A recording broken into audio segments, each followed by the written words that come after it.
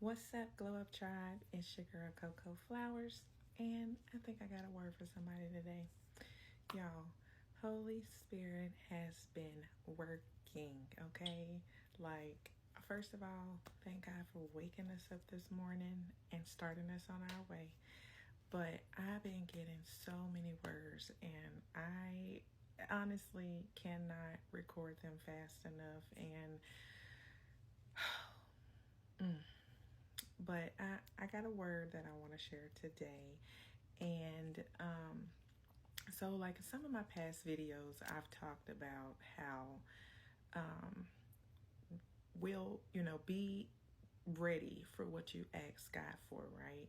So, in my journey, I've asked God to give me discernment. I've asked God to remove the things out of my life that no longer serves me, that are not for my highest good. And so I've talked about how, be careful what you ask him for, because he's going to give you what you ask for. And so, when you ask for discernment, when you start to see things, you can't act like you don't unsee them anymore. Okay, like once you get that spirit of discernment, you can't unsee.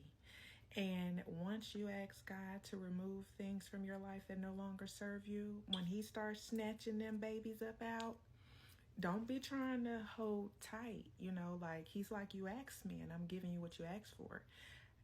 I got to remove this person out of your life. I know you want to hold on, but they're not for your highest good. Remember, I know you want this job because it pays you so good, and you can live the life that you always wanted, but it's stressing you the hell out. I know you want that big house and that nice car, but it's stretching your pockets thin. So, I'm going to take them, and they may not come in the way that you want them to be taken. You might lose your job instead of walking away.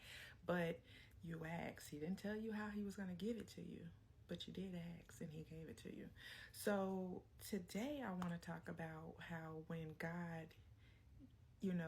has the plans to give you what your heart desires, but you are in a season where you have to be patient and wait.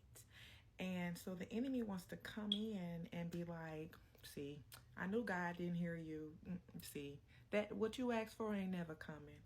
And so he's trying to pull you away from God to make him out to be a liar, or to make him be not who he said he is. And so, you miss out on your blessings because you don't have the faith to wait on the Lord and when he wants to give it to you. Because sometimes we ask for things and God knows we're just not quite ready. He's not going to make you a millionaire when you're not even managing your 1,000 ship. You know what I mean? Like, he knows you're not ready. He wants you to learn how to manage your money, maybe, or he wants you to get rid of some things so that he can give you greater things. You might be holding on to something that no longer serves you.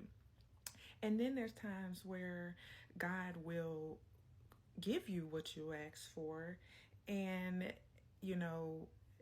something happens, and well, what happens is that you don't show gratitude for what God gave you, the thing that you asked for.